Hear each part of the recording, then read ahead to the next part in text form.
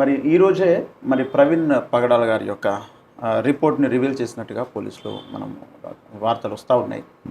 మరి ఆయన మద్యము సేవించి డ్రంక్ అండ్ డ్రైవ్ చేస్తూ మరి స్కిడ్ అయి పడిపోయాడు, దానివల్లనే ప్రమాదం జరిగిందంటూ అన్ని రకాల అనాలిసిస్ అనేది జరిగింది అని వాళ్ళు చెబుతూ ఉన్నారు. మరి దీని గురించి ఏమనుకోవాలి, ఇది వాస్తవం అనుకోవాలా కాదనుకోవాలా, మీరేమంటారు ఈ విషయం? ఒక విషయం చెప్పాలి ఏంటంటే, ప్రవీణ్ పగడాల గారు ఒకవేళ లైట్గా డ్రింక్ తీసుకుని అలవాటు ఒకవేళ ఉండినప్పటికీ కూడా అంత తాగి 350 కిలోమీటర్లు డ్రైవ్ చేస్తూ ఒంటరిగా రాత్రి వేళ వెళ్ళే అంత అజ్ఞాని మాత్రం కాడు అని నా స్థిర అభిప్రాయం. ఆయన ఒక జ్ఞాని. మనకు సిద్ధాంత భేదాలు ఏదైనా ఉండొచ్చు, కానీ మేధావి వర్గమే ఆయన. ఆయన తెలివి తక్కువ వర్గంలో ఉన్నాడు కాదు, మేధావి వర్గమే. చాలామంది నేను ఎరిగిన సంస్కారవంతులు పెద్దోళ్ళు అది మంచిదా నువ్వు అంగీకరిస్తావంటే కాదు, నేనైతే దానికి దూరము.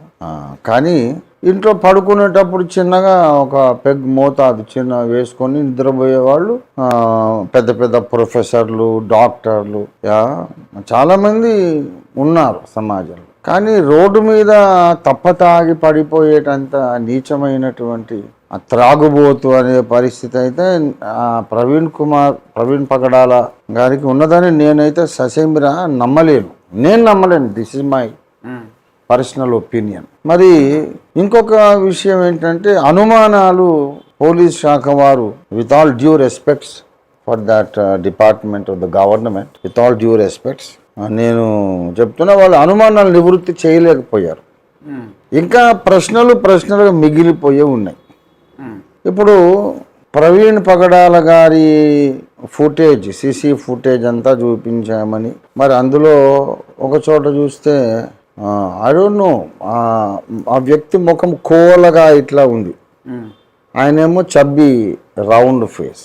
మరి ఆయనలాగా లేడు కదా ఈయన అని ఇంకోటి. తర్వాత పైన ప్యాంట్ అనేది డ్యామేజ్ కాకుండా లోపల తొడ మీద గాయం ఎలా అయిందనే డౌట్కు మరి ఎస్పీ గారు క్లారిఫికేషన్ ఇవ్వలేదు.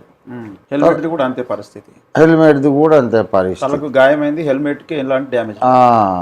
ఎట్లంటే గాయం చేసిన తర్వాత మళ్ళీ హెల్మెట్ పెట్టారా అనే ప్రశ్న ఉండిపోయింది, అనే ప్రశ్న మిగిలిపోయింది. ఇంకోటి, వారి అకౌంట్లో నుండి ఎన్నో కోట్ల రూపాయలు ఆన్లైన్ ట్రాన్స్ఫర్, రాయ్పూర్, ఛత్తీస్గఢ్, వేరే వేరే స్థలాలు ఏదో చెప్పారు, 3-4 ప్లేసెస్కి, బ్యాంక్స్కి ఎవరో ఆయన ఫోన్ వాడుకొని మొత్తం ట్రాన్స్ఫర్ చేసుకున్నారని మీడియాలో వచ్చిన వార్త, మన దగ్గర ఉన్న ఆధారాలు కాదు, ఎవరో చెబుతున్నారు.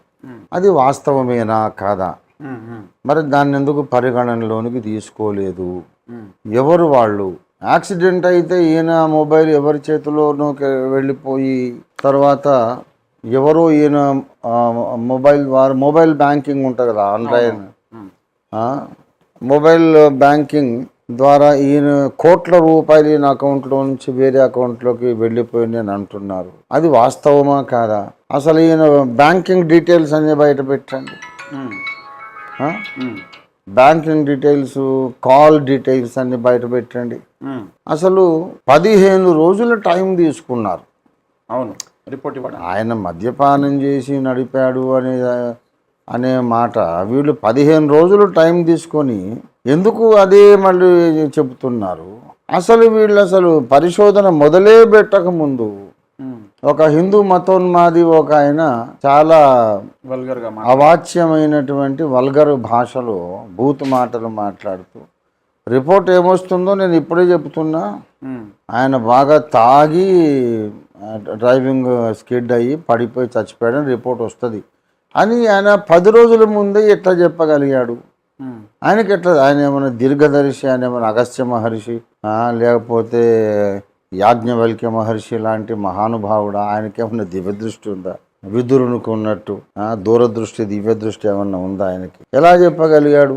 అదే రిపోర్ట్ వీళ్ళు ఎట్లా రాశారు అంటే ప్రజలలో సందేహాలన్నీ మిగిలిపోయినాయి. ఇప్పుడు గవర్నమెంట్ని మనం ఏం అనలేం, పోలీస్ శాఖని మనం ఏం అనలేం. మీరు ఎందుకు ఇంత టైం తీసుకున్నారంటే ఫోరెన్సిక్ డిపార్ట్మెంట్కి పంపించాము, వాళ్ళు అవన్నీ అనలైజ్ చేయాలి, మేము తొందరపడి చెప్పలేం కదా.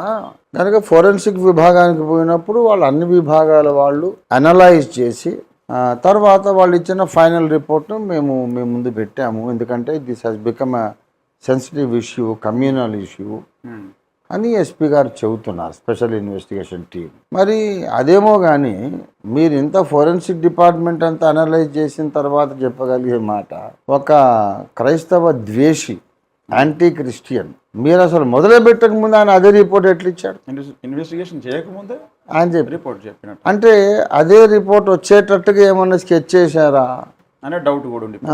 అసలు ప్రవీణ్ పగడాల గారు ఒంటరిగా ఎక్కడికో చీకట్లో పోతూ ఎంత తాగుబోతైనా ఆయన గురించి అంటలేదు నేను. వేరే వాళ్ళు ఒక చోట ఎక్కడో కొంచెం తీసుకొని అలవాటు ఉంటే కొంచెం అంతా పెగ్గేసుకొని వెళ్ళిపోతారు, కానీ కనబడ్డ చోటల్లా కొనుక్కుంటూ తాక్కుంటూ మోటార్ పై మీద ఒక్కడే అలాగే ఎంత తిక్కలోడైనా పోడు కదా. I have great respect on his intellectual capacity. Doctrinally he doesn't agree with మీ.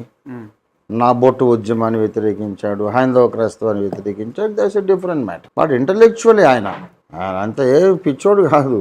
ఆయన అలాగేలాగా దొరికిన దగ్గర తాగి తాగి బుల్లెట్ మీద ఎందుకు పోతాడు ఆయన? అట్లా అసలు అది నియర్ టు ఇంపాసిబిలిటీ. ఇంకా ఆయనకున్న జ్ఞానానికి నేను ఇంత దూరం వెళ్తున్నాను గనక జాగ్రత్తగా ఉండాలి. అక్కడ ఏదో ఒక బైబిల్ కాలేజ్ కడదామని ఒక ల్యాండ్ రిజిస్ట్రేషన్ చేయించి ఆ పని మీద వెళ్తున్నా గనక నేను ఇంకా కేర్ఫుల్గా ఉండాలి అనే ఉంటాడు. కానీ అవును కదా, దొరికిన కాడల్లో తాగి కాలేజ్ కడుతున్నా కాబట్టి 2-3 సార్లు అని అనుకోడు కదా. This goes against our common sense. ఆ రిపోర్ట్ మరి పోలీస్ శాఖ వారు అలా ఎందుకు ఇచ్చారో మరి, ఏమాత్రం దానికి ఆయన హిందూ మత ప్రచారకుడు, మత అభిమాని, క్రైస్తవ మత ద్వేషి, ఆయన చెప్పిందే వీళ్ళు ఇవ్వడానికి 15 రోజుల టైం ఎందుకు తీసుకున్నారు? ఫోరెన్సిక్ లేదు, ఏమి లేదు, ముందే చెప్పేశాడు ఆయన. సో కొన్ని డౌట్స్ మిగిలిపోయినాయి. ఇంకోటి, ఆయన బాడీ మీద 9 నంబర్ షూ ఎవరో ఆయన మీద నుంచి ఒక అడుగు ఇట్లా పెట్టి దాటి అవతలికి వెళ్ళినట్టు ఒక షూ ముద్ర ఉందని అని కూడా చెప్పారు ఎవరు చూసిన వాళ్ళు. మరి అదేంటిది, మరి యాక్సిడెంట్ అయితే ఆ షూ ముద్ర ఎవడేశాడు అని ఒక డౌట్లు మిగిలిపోయినాయి.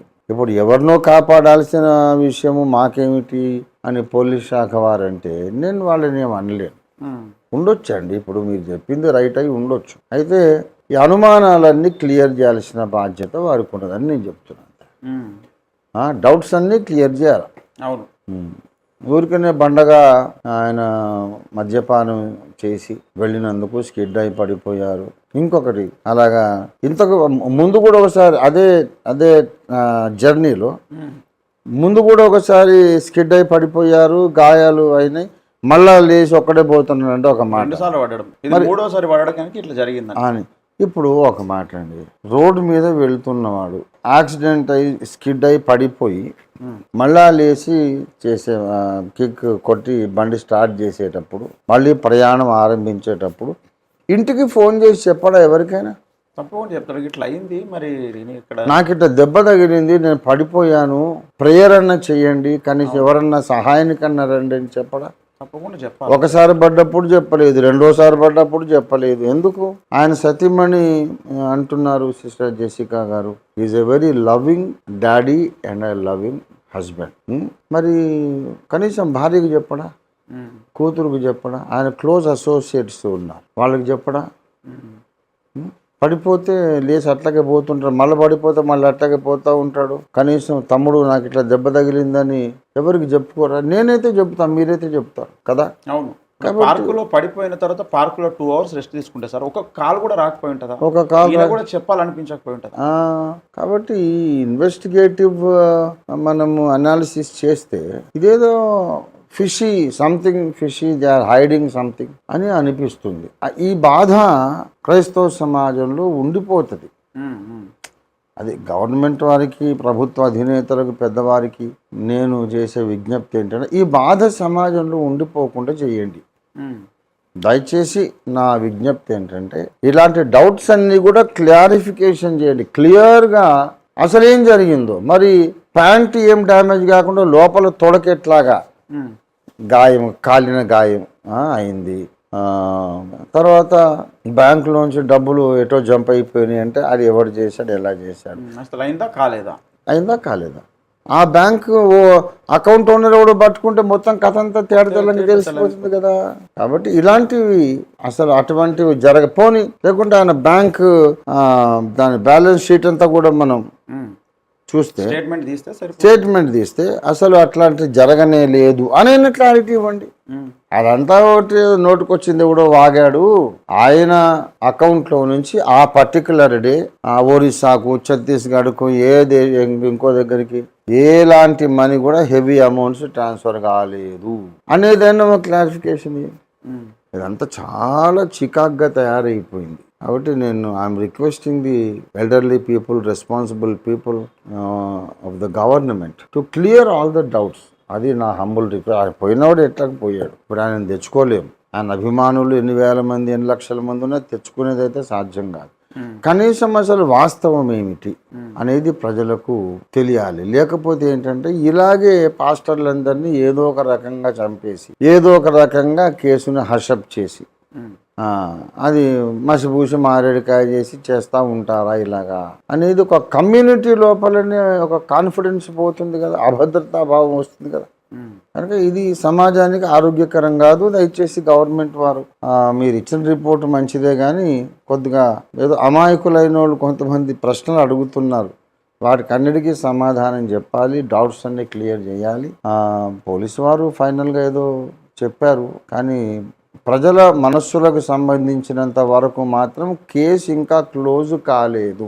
అది క్లోజ్ కాదు until and unless all the questions are answered. Case అట్లే ఉంటుంది.